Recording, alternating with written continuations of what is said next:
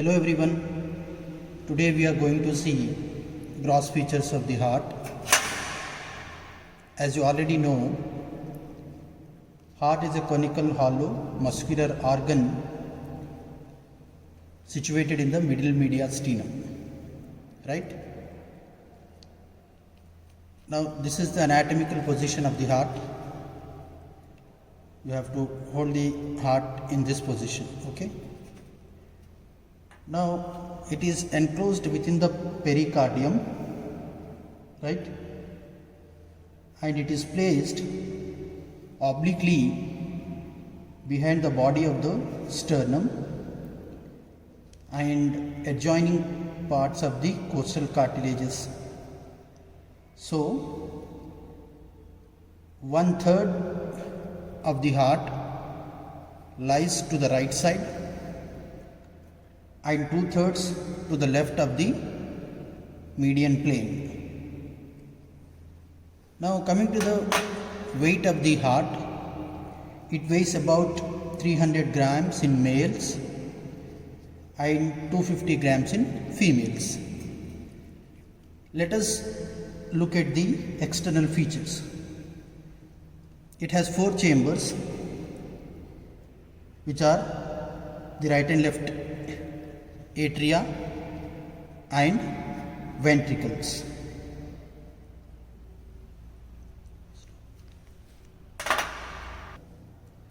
The atria, the right atrium and the left atrium, they lie above and behind the ventricles. So this is the right atrium and this is the left atrium. So these two atria, they lie above and behind the ventricles. So we can make out here, this is the right ventricle and this is left ventricle. And these atria are separated from ventricles by means of atrioventricular groove. So we can see here, this is the atrioventricular groove. This is the atrioventricular groove. So atria are separated from the ventricles by atrioventricular groove. The heart consists of an apex. This is the apex of the heart. It is directed downwards, forwards and to the left. Base are the posterior surface. This is the base or the posterior surface. It is directed backwards. What are the 3 surfaces of the heart? Number 1, we have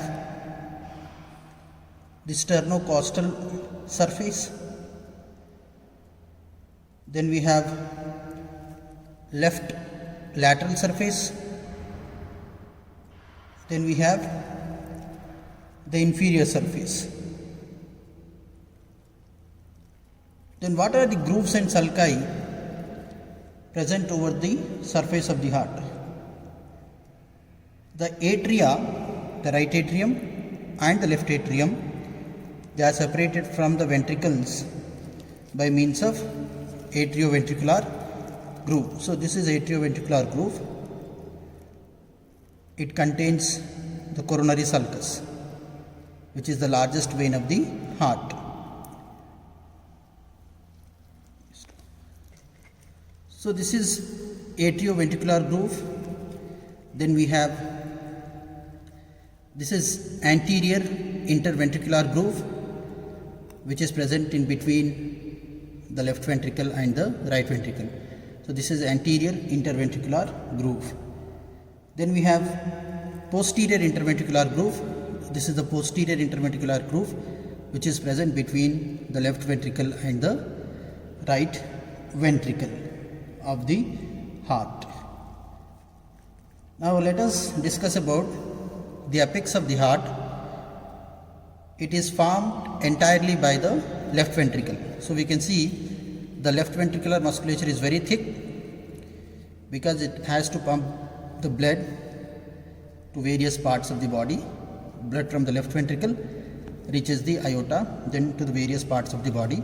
So the left ventricular musculature is very thick because it is a pumping chamber, and it is directed downwards, forwards to the left.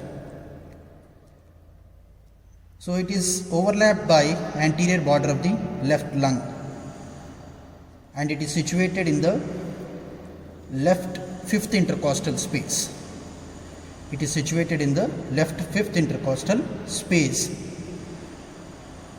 just few centimeters lateral to the mid-sternal line. Okay. So in the living subject, pulsations may be seen and felt over this region.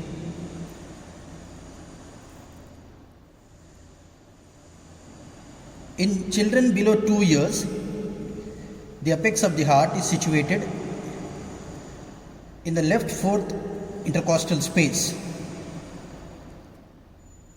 In adults, it is in the left fifth intercostal space. In children below 2 years, the apex is situated in the left fourth intercostal space in the mid-clavicular line. Now, what is the clinical anatomy related to this apex of the heart?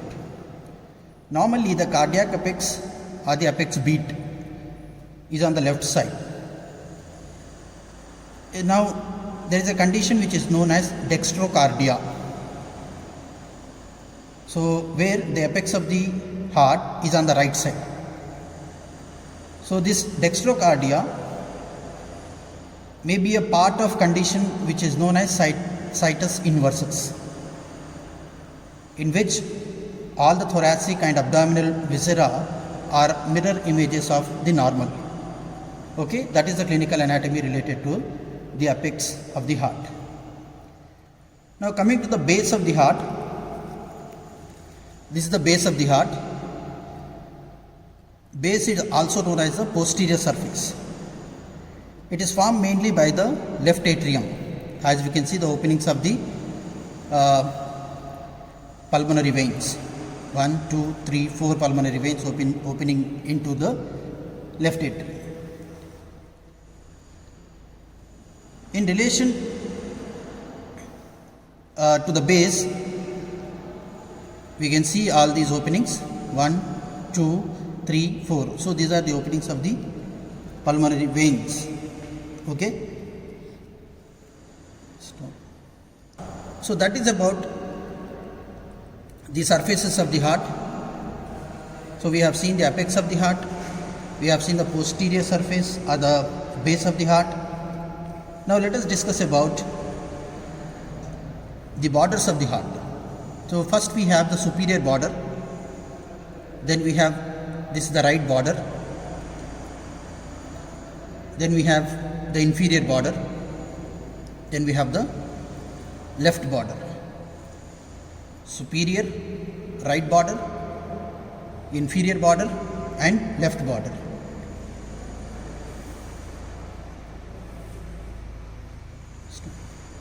So we have discussed the borders, about the apex of the heart and about the base of the heart. Let us see the surfaces of the heart. We have anterior or the sternocostal surface. It is mainly formed by the right atrium and also the right ventricle. So the left atrium is not seen on the anterior surface as it is covered by the aorta and pulmonary trunk. Aorta and pulmonary trunk.